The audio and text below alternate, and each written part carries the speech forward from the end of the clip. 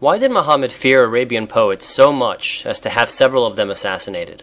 In ancient Arabia, poetry was a passion.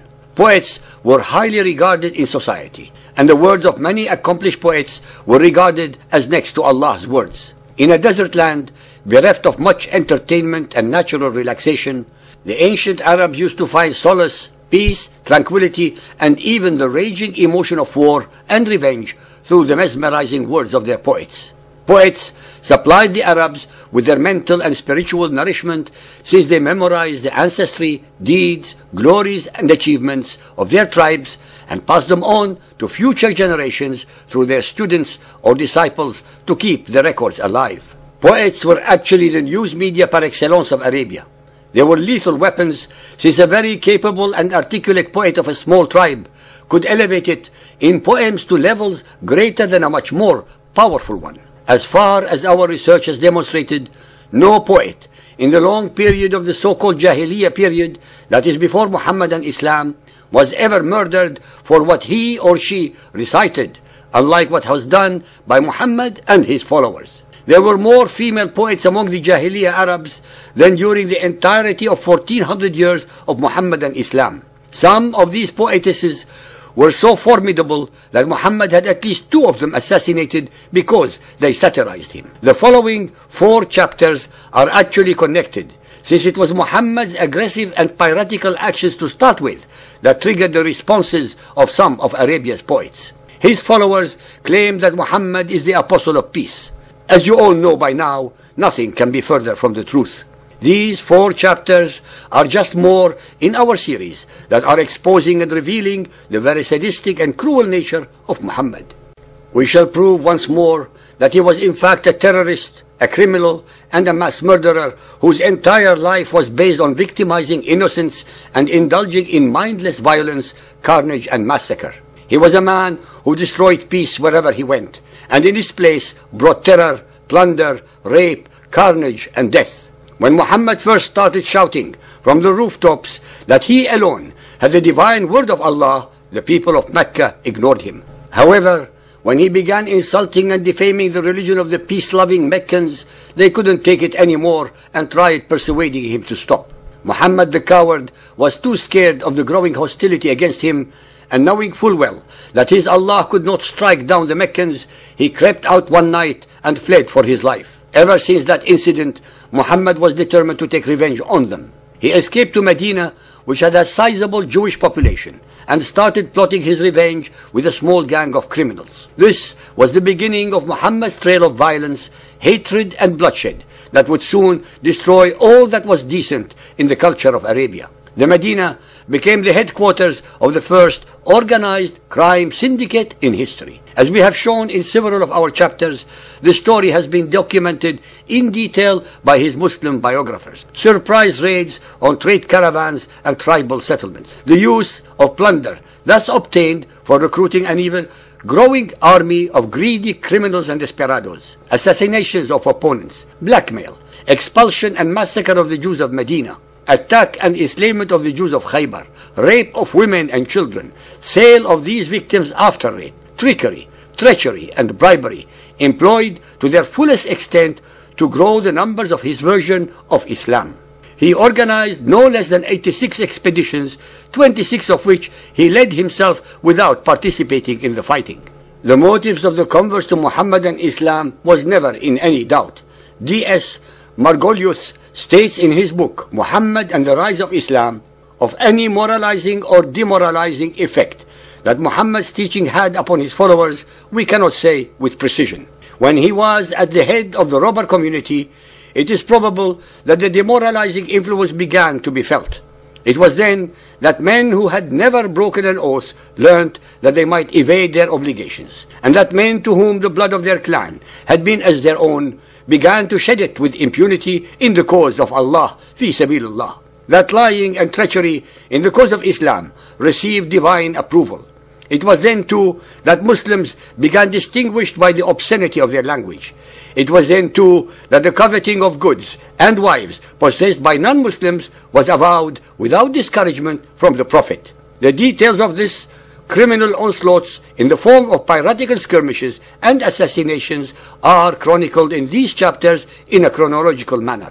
Please note that every time the Apostle of Peace committed one of his criminal acts, he always justified the crime by quickly claiming a divine revelation which conveniently removed the blame from his bloodied hands.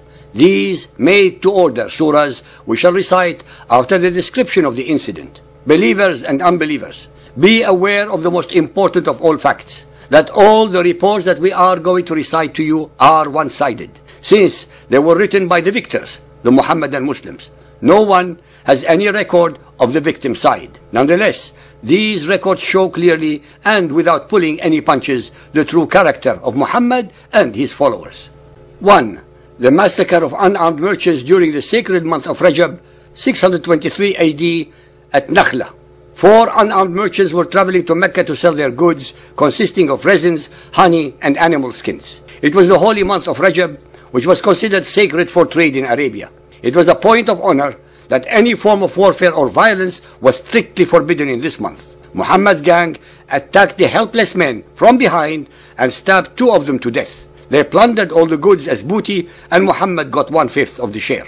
This shows the utter lack of morals or scruples on Muhammad's part. The Prophet of Islam did not possess a shred of pity or kindness, or the slightest sense of justice. He cold-bloodedly murdered 2 innocent people who had never done him any harm and did not even know him. All this was done in a month that the Prophet himself declared was a sacred month in which no warfare should take place. Muhammad was obviously motivated by nothing but hatred and greed. Conveniently, divine revelations came down from Allah that absolved him of all the guilt. Al-Baqarah 2.216. Warfare is ordained for you, though it is hateful unto you. But it may happen that you hate a thing which is good for you, and it may happen that you love a thing which is bad for you. Allah knoweth, you know not. Here Muhammad is completely removing all blame from himself for having started the fighting. The most insidious and devilish implication of this verse is that Allah is completely justifying and sanctioning Muhammad's murder of the innocent Meccans. Over and above this, Muhammad is conveniently implying that warfare is hateful to him, but that he instigated it because it was ordained by Allah. What moral sacrifices the Apostle of Peace had to make. Number 2. Slaughter of the Meccans who came to defend their caravan. March, Ramadan, 623. The well of Badr. The merchandise being carried by this caravan was worth more than 50,000 gold dinars. Muhammad ganged up all the criminals of Medina and set out to raid the caravan with 300 men. The Meccans got word of the raid and sent out an army to protect the caravan. Throughout the entire battle, Muhammad cowered in a hut which his men made for him. There he cried and prayed with feverish anxiety. At one point, he came out of the hut and threw pebbles in the enemy's direction, screaming, "Let evil look on your faces, and by him who holds my soul in his hands, anyone who fights for me today will go to paradise." The Muhammadans killed over 200 and took 70 prisoners. All 70 of the prisoners were ransomed, and any prisoner who did not fetch a ransom had his head chopped off. Muhammad was gratified at the sight of his murdered victims. After the battle, he sent his followers to look for the corpse of Abu Jahl, one of the Meccans who had criticized him openly. When his corpse was found, they cut off the head and threw it down at Muhammad's feet. The Apostle of Peace cried out in delirious joy, "Rejoice! Here lies the head of the enemy of Allah. Praise Allah, for there is no other but He." Muhammad then ordered a great pit to be dug for the bodies of the innocents to be dumped. The Muslims then proceeded to hack the corpses' limbs into pieces. As the bloodied mass of bodies was being thrown into the pit, a feverishly excited Muhammad shrieked, "O people of the pit, have you found that what Allah threatened is now true? For I have found that what my Lord promised was true. Rejoice, all Muslims." One of the prisoners taken was defiant and Nadir ibn al-Harith, who had earlier taken Muhammad's challenge of telling better stories than him.